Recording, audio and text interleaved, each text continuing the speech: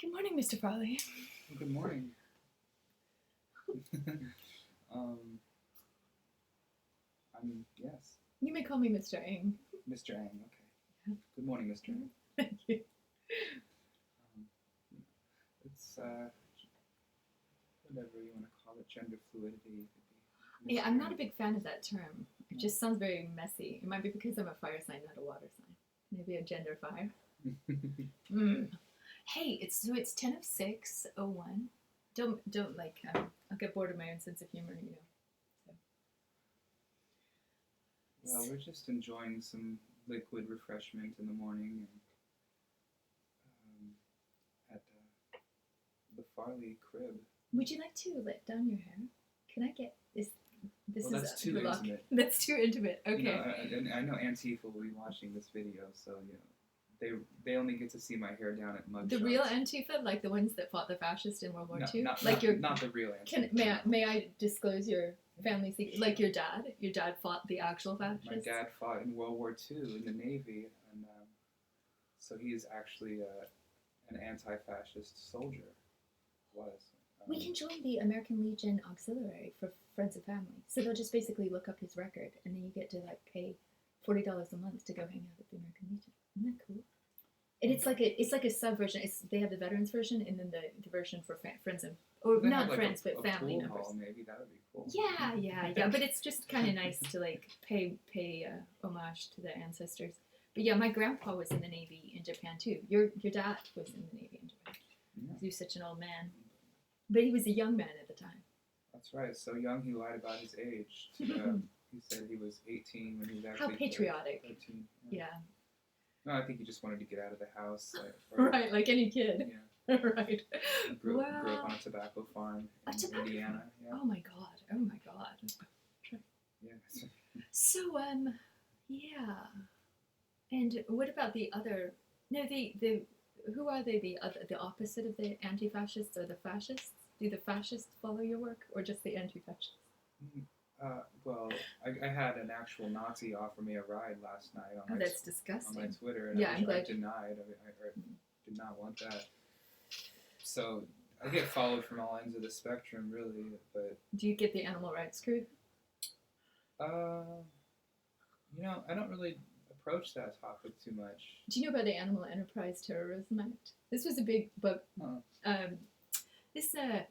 The Animal Enterprise Terrorism Act was in probably 2005 or so, but it was quite upsetting to the animal rights community because it made filming an animal enterprise or any act which violated the economic integrity of an animal enterprise a terrorism offense. Oh, wow. So it was a form of creating eco-terrorism label designation. So that could be as simple as, showing the inside of a factory, right? Say you have a slaughterhouse job and you go in with secret cameras in your eyeglasses. It's terrorism. You are now a terrorist, with a much higher level of prosecutability. And it was kind of around the time that the Patriot Act stuff was coming. So it also included linking to websites that is sort of like linking. Linking was also potentially terroristic. So linking to a website that linked. So there was a time that I just, as a protest of the AE.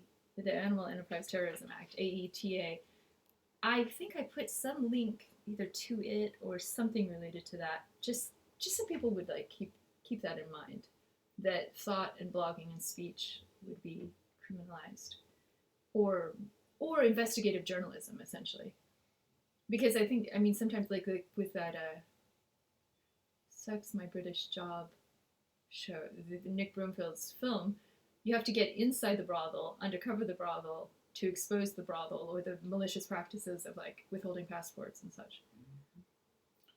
Yes, that's why they criminalize whistleblowers, but really some of them can do a lot of justice for the world and show the evil crevices of what's happening in the underworld of certain things.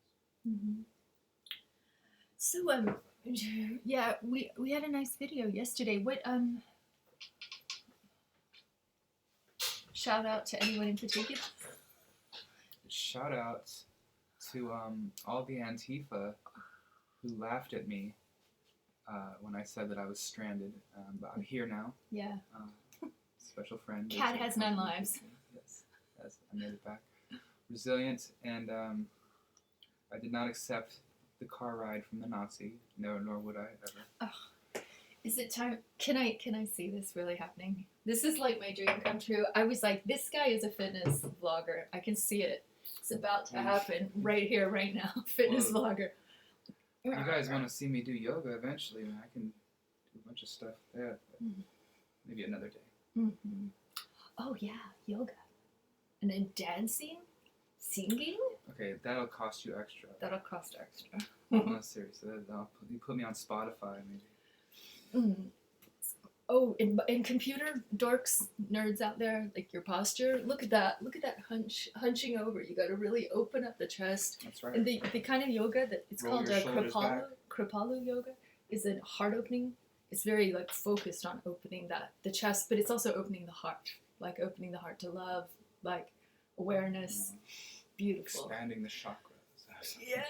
Oh my gosh, this is my first time in Portland since whatever the what's his name got elected. And I just no, that other guy. And then the city rose up and guess who's the last person I spoke to in Portland? Other than the taxi driver and probably the Greyhound ticket attendant. And I was leaving City Hall on the third day of protests after what's his name got elected. And Sean Keelahair was wearing makeup, and like somebody had fixed him up with like lip gloss and eyeshadow or something, and I just go, I like your makeup. And his mom contacted me on the YouTube the other day because I'd made some bootlegs of him shouting at Amanda Fritz right after the Max incident, the Max training throat slashing. He's going, Mark Kruger is a Nazi! Yeah. And she's like, oh, is that my son? That's Sean Keelahair. So I was able to send her like kind of like regards and respect to Sean Keelahair's mummy. That's you know. Laura? Not a lot of people from the anti-fascist community will call out Mark Kruger for being an actual Nazi. Why is that? I don't know. It's almost like they are kind of pro-police or pro... Oh, yeah, because they're into malicious prosecutions of people like you, for instance. Yeah. Well, corrupt police. Corrupt police, yeah. So they can't question the police state, so they're actually a part of the apparatus. Yes. I mean, if they shoot a black person, then they kind of have to be against that. But, you know, if you find a sleazy prosecutor or a sleazy cop who, you know, I don't know, they don't condemn them quite often. But maybe they do, just not as vocal as... Or maybe they're warming up. Maybe you're like the warm-up. You're like the warm-up room before they go after the real fascists. Oh, yeah, light fash right here. Light fash. No fascism. No fascism. Yeah, No even fash. from the Antifas. The Antifa dictators, what about them? I mean, you kind of... Don't you have to be in a position of power first to be a fascist? Or otherwise you're living in a fascist regime with no power. Because, like, dictators are the fascists, I would think. You went too fast for me. I lost your thought. Did you have to be a fascist to be in? Well, I mean, I don't know. I really don't even know what a fascist is. So I don't think I am one. Well, it comes from the Latin for fasces, which is a bunch of sticks. And it means power, literally. Like, you have a bigger amount of power, you have a bigger amount of sticks. The fasces, the sticks, like, you have the power. It's the middle class are fascists. Well, we're technocrats actually have the power, but we're not willing to, like, give up the power. I'm a fascist to homeless people. Well, anyone who's... I have more power than everybody. Well, everyone... Yeah, it's like everyone is a fascist if you have an ambiguous, like, philosophical... And Antifa uses semantic it discussion as a blanket term to, like... Well... probe out their enemies or perceived enemies. This is getting way more into... This is going to be like a 60-minute philosophy seminar on the origin of the meaning fascism, or things to read in that regard. Authoritarianism is one way to look at it, or oppression, anti-oppression. You could be anti-oppression. Anti-op. Yeah, anti-Antifa could be anti-oppression. Because if Antifa is operating in an oppressive way, for instance, by excluding women, minorities, LGBT, Asian, people of color. Irish, people of color from their... Which they have done. I've seen him do that before. Yeah, but I mean, to me, it just feels like schoolyard bullying more than anything. It's just kids acting immature. That's right.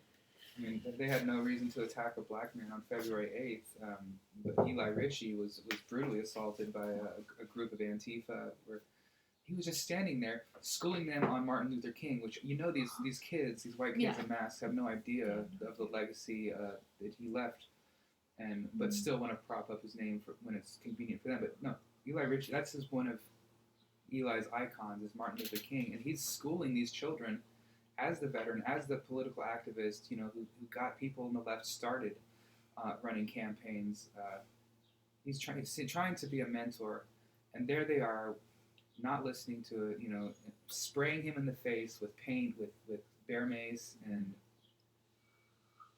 it really was. But he got some good footage of it, and the people who are swarming him, and how ridiculous they look. Yeah, and I hung out with Eli a couple days after that, and we ran into a police officer, and he's a cop watcher, so you'd think that there was going to be a negative interaction between Eli and the cop, but no, the police officer actually said, "Dude, I'm sorry that happened to you. It was really brutal to watch that." And it was. It's torture. It's a guy standing, trying to teach some kids. They didn't have to listen. They could have just walked away. Instead, they just sprayed him in the face, and he had to suffer on the MAX train all the way back to his place, which I'm not going to dox him, but I'm saying Exactly. It's quite a ways. And apparently people on the train were telling him to stay away. Don't drip your peppery face on my things. Nobody being understanding. And for context, may I jump in? And then we'll maybe have to move to a part two. Sure. The murder of Mugeleta Seraw is a historic Portland anti-black action in which neo-Nazis beat a black law student to death. Right around, in Southeast, right around, I think about 13th or 16th and Stark. And so there was a baseball bat murder there, and that's a murder zone. And that is the historical context in which anti-racism should be trying to spring in Portland. And so any mob of white Portland Northwesters who are attacking the black man are going to resonate in that historical legacy of exclusion and predation and bullying. He was yeah. Maybe that's the lesson that they need to learn is Portland's history of racist attacks. And Eli Ritchie is seen as this outsider, and there they are further demonizing him, further excluding him, when really, yeah, he's eccentric. I can't stand him sometimes, but as a progressive, supposedly open-minded group, you need to let people like that, and so people who have women who have qualms with activists, say for instance me having concern, is Gregory McKelvey going to choke me? It's a valid concern if he's done that to a woman. Sure. That has nothing to do with my sentiment for anti-oppression or anti-racism. And I've never had in real life interactions with Eli Ritchie, and I don't want to delegitimize anyone's concerns if they feel that he's been inappropriate with them or flirted with them or whatever he's alleged to have done. I think some of his gonzo journalism, what is called in England doorstepping, where you wait outside the home, Jeremy Corbyn walks out, Jeremy Corbyn, what's going up on Parliament today, blah blah blah, the doorstepping is normal journalism. It's considered rude, but it's just aggressive tabloid journalism. America maybe isn't ready for that. We're very prudish about our private life and our private world. So some of his aggressive gonzo journalism, which also goes into, Joanne Hardesty or Daniel Outlaw, it's ringing red flags. And I think Americans have this violent crime. We have gun crime. We have all these things that are unassessed. So in some ways, in the context of the community in which he exists, maybe that I don't know what the answers are. I've just told him lose a foot, because if you're 6'5", you're going to be intimidating to everybody. No. So just, crouch down, bend on your knees, but I don't know. I don't think we have to solve Eli's problems in this video. Can we call it quit a bit? It was really more just highlighting the oppressiveness of Antifa, which was the initial set. And They do it to independent journalists, not just Eli Rich. It might not even be based on his skin color, but I just think that they should really try to embrace more opposing views, more cultures, and not label as everyone as a fascist. It's a false binary, and the binary sorter in their brain is trying to oversort where, like, I retweeted your tweet, so now I get blocked, and I'm designated. I'm like on a designated watch list or something, and I have to be whatever. Even though they're like talking about my tweets all day. Let's make a new. This second video is going to be about Twitter. We're going to have to talk Twitter. Thank you, Farley.